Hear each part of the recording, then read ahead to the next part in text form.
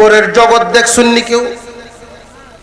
হাসরের মাঠ যে হবে এটা দেখছিনি কেউ? আল্লাহর ফেরেশতাও দেখি নাই, জান্নাত জাহান্নামও দেখি নাই। কোরআনের দিকে তাকায়া দেখে এটা কোরআনের সাথে মিলে গেছে। জেনে রাখবেন, কুরআনুল কারীম, কোরআনের জ্ঞান ভান্ডার। এই কথাগুলো কার? কোরআনের কথা কার? ইয়াসিন ওয়াল কুরআনিল হাকীম। আল্লাহ বিজ্ঞানকে মাঝে মাঝে প্রাধান্য দিয়া দেয়।